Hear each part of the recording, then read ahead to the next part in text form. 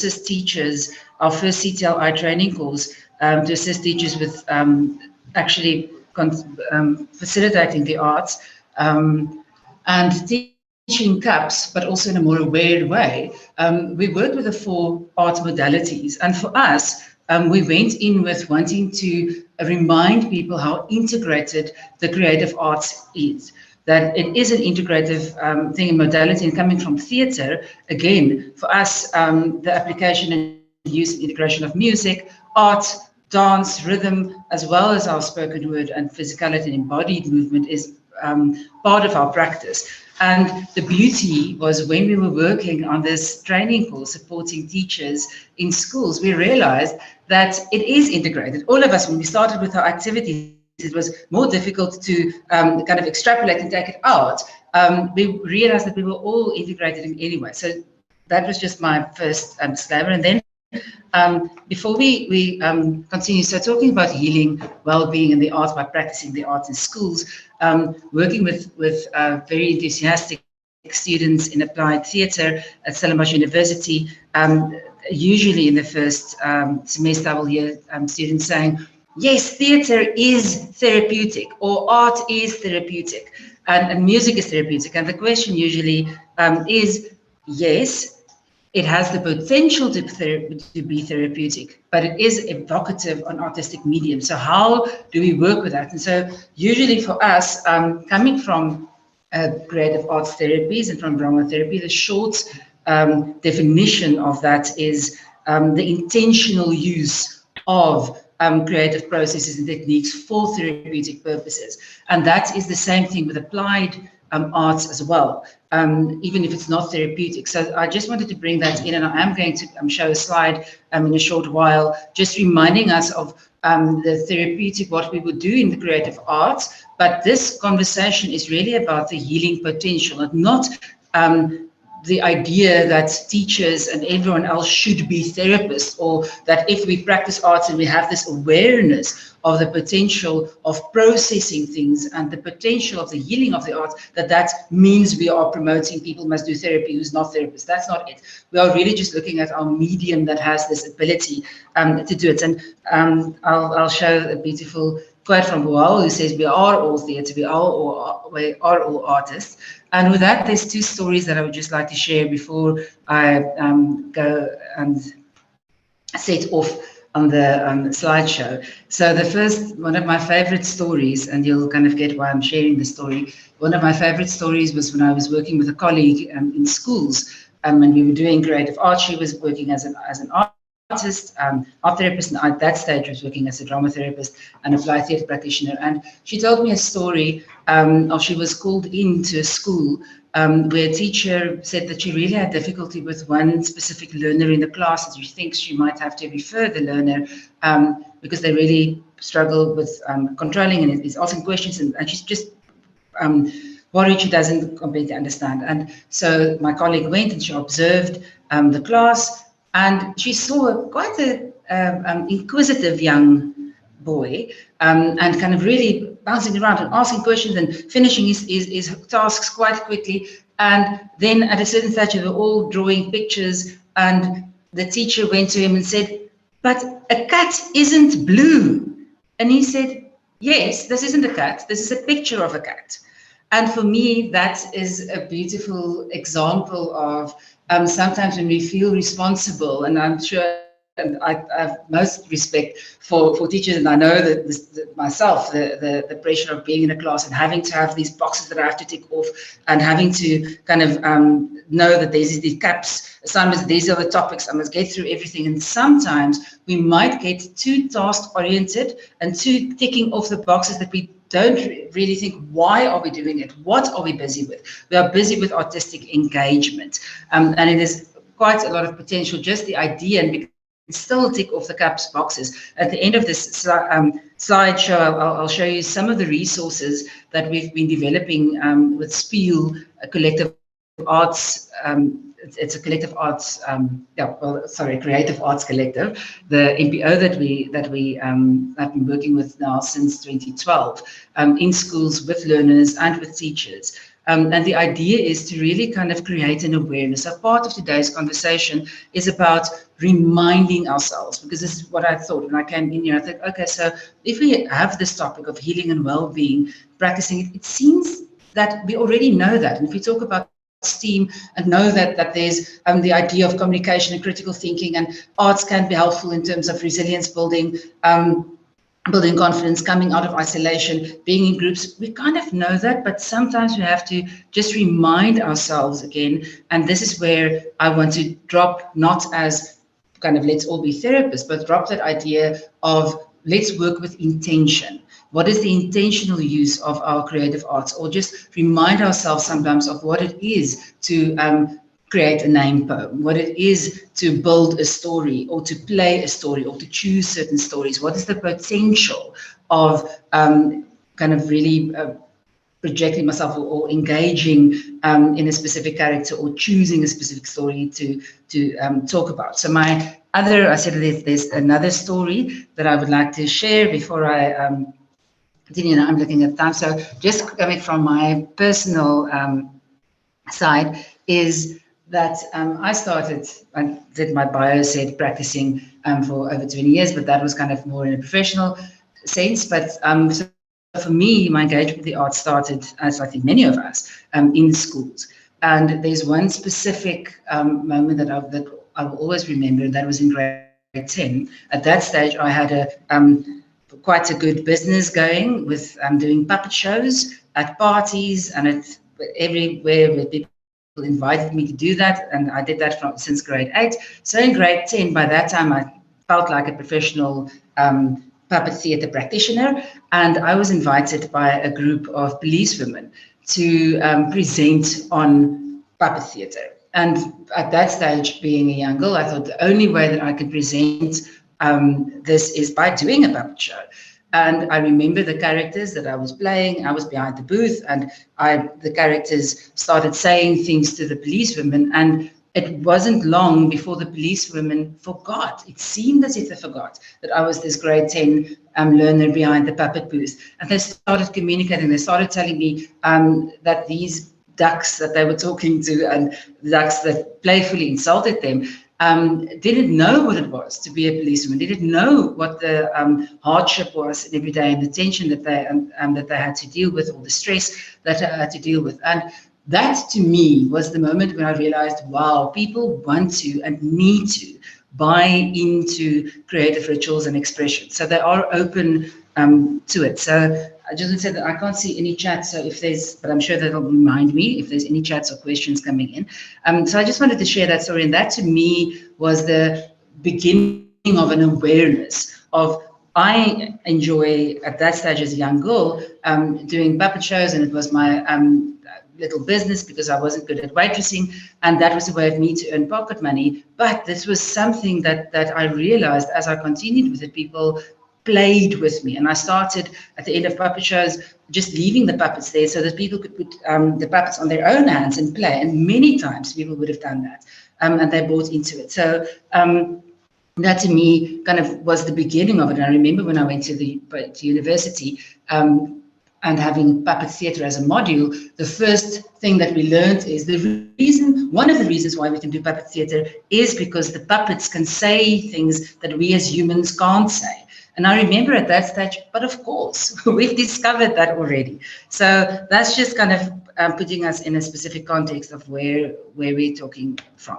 So this is kind of just a reminder again. I was going to put the slide while I'm talking. So this is Boal's idea that says the human being not only makes theatre, it is theatre. We are, all of us are, some of us also do.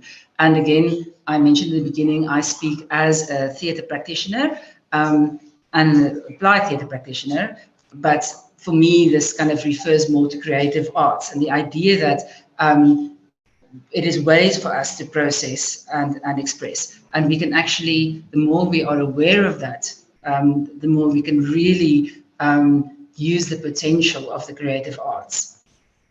So art is understood to have a role in the present as a protective force with an in spite of quality that enables people to tolerate suffering, not so that they become immune to it, but so that they have the energy to continue to resist This is not a dance as an opiate, but a nourishment.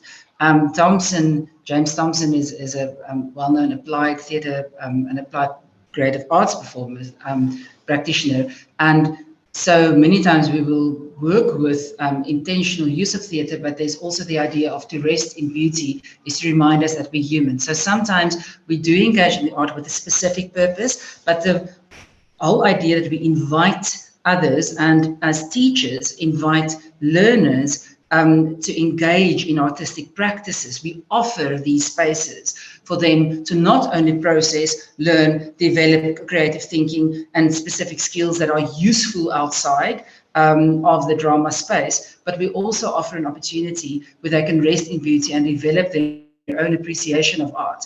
And we are moving, and I'm going to continue onto Gobodo Madikizela's work of healing the argo doesn't imply an end to all pain and suffering, but rather facing and work through trauma so that the tragic loss caused by trauma is balanced by gaining meaning. The reason why I'm bringing this in is when we talk about healing and well-being and practices in schools, in specific now in the time that we are in COVID, but also in our country, in our situation, we know that we are dealing with intergenerational trauma. We have collective trauma. That's part of our history. That's part of what we're dealing with. So, and it's also about assisting communities to heal, individual healing and community healing. And many times the word resilience comes up. And so we have to ask ourselves, so what do we mean by resilience? And this is kind of why I'm putting this here, and I'm looking for my notes. So in short, resilience is how well a person can adapt to the events in their lives. Resilience doesn't mean the person doesn't feel the intensity of the event or the problem. Instead, it means that they have developed and can continue to develop constructive methods of dealing with potentially traumatic events.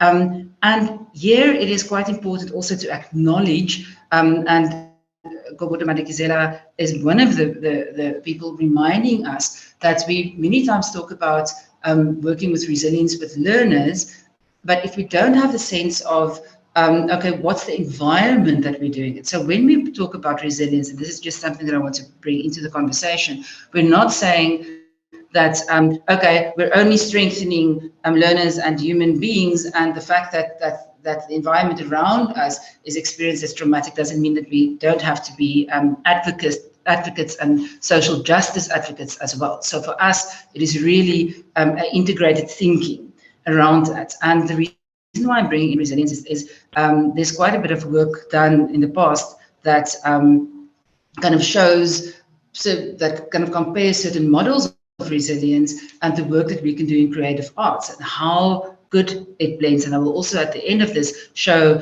how it is CAPS compliant with all the activities that we have at our disposal.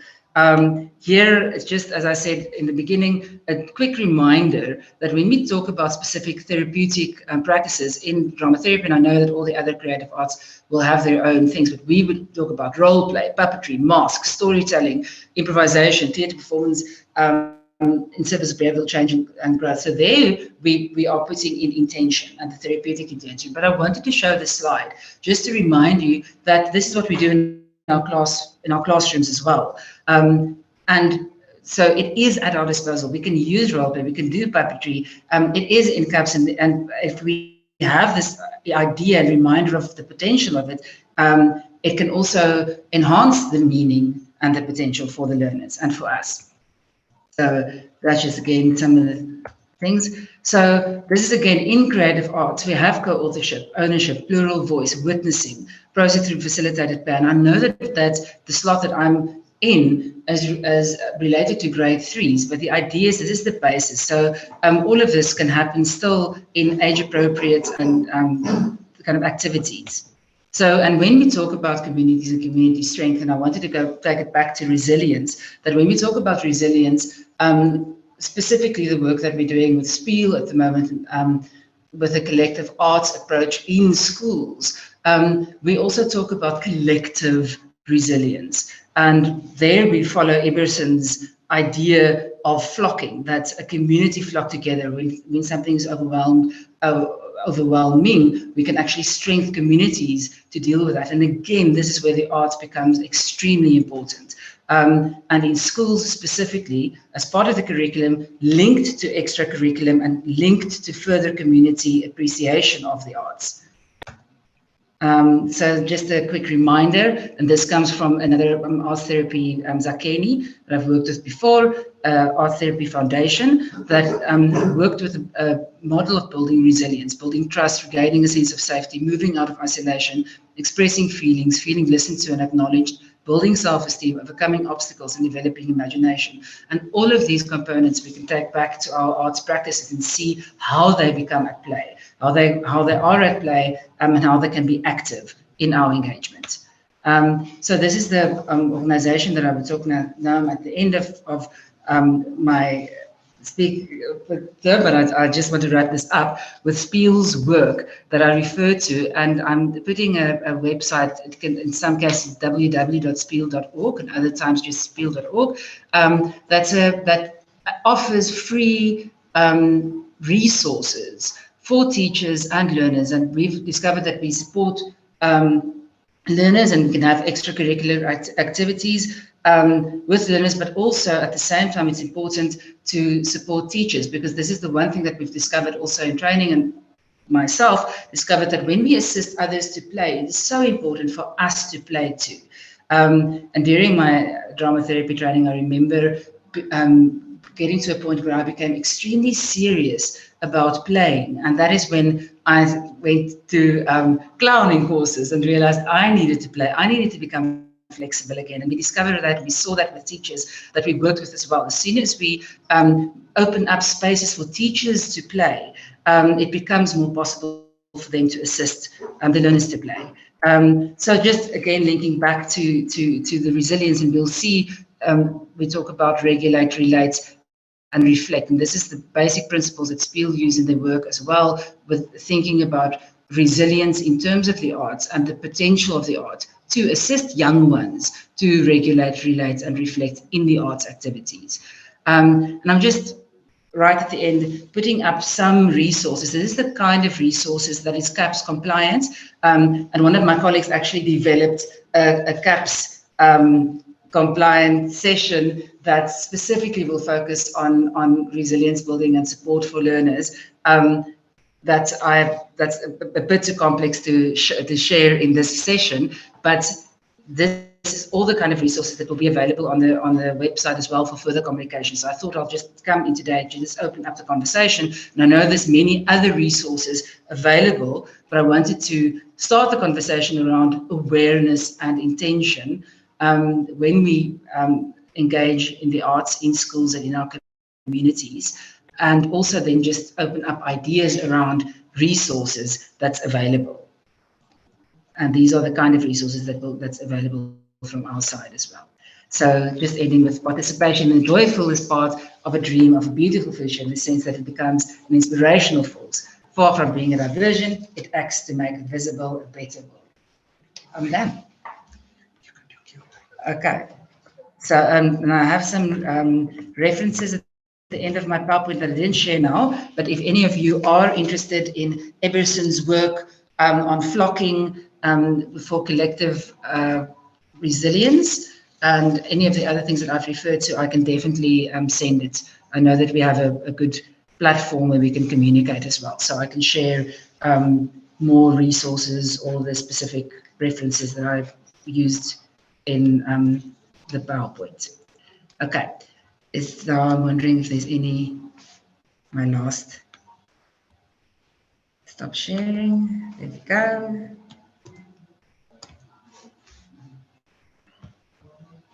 Okay, now I'm seeing Patricia. Was that something that was in my, how do one manage learners with trauma and hurt not being triggered by things if you open this platform in class? So Patricia, I'm wondering if you say this platform, what you refer to, if it's more about thinking. So the arts activities itself is already containing. So the idea is not that the teacher becomes a therapist, but that the teacher really just works and engages in artistic activities, and being aware of, okay, now in terms of resilience building, if I work on a certain activity and we put scarves on, or I challenge some of the learners to create their own story, that's already something where we have to use creative thinking, overcoming obstacles, where learners work together. So it's more kind of raising an awareness and heightening an awareness of that. And Patricia, what you ask here is also why I kind of placed the Spiel's information in, because I know in a 20-minute session one can only start scratching on the top of the kind of surface talking about this, and it's much bigger. Spiel.org is a creative arts collective that really is passionate about sharing information. So, and because we were also involved in the CTLI training for teachers, creative arts teachers between 6 and 8, we are aware of gaps, and we kind of review that the whole time to see how can we assist with this awareness of intention while the teacher is just doing and engaging in art anyway. That is not an add-on. So it's not something extra, but it's something that it actually becomes using the arts across the curriculum. So what we've discovered when we work with CTLI teachers is that when we kind of offer and open up these activities, drama activities, it's not strange and foreign anymore. People become aware that they can use it for different things. They can use it as a check-in for their class. They can use it for other curriculum and other classes as well. Must I be cut off? So I hope, Patricia, that made sense, but it's also, I knew that I wouldn't be able to answer all the questions in this one session. So it is Spiel, SPIEEL.org. And there's contact details of people that can assist, but also there's resources that will be available. And I know that they're upgrading certain things. So in a week's time, there's also more resources available that one can use in class, and that is CLAPS compliant.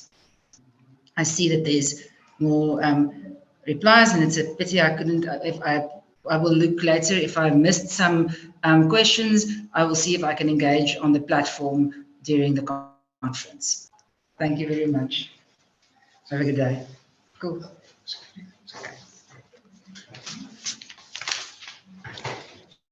Thank you very much, Amalda. I think that was very insightful, and I hope everyone managed to learn as much as they could. Thank you very much. So just a quick reminder that the next 3 workshops will be coming up. Be on the lookout for them. As soon as this one is over, you can join the others so that you can engage more with us. Remember to go over to all our social media platforms, and you can be able to hashtag share with us, engage with us using hashtag CAC 2021. There's also prizes up for grabs. We hope to see you in our next workshops. Thank you very much.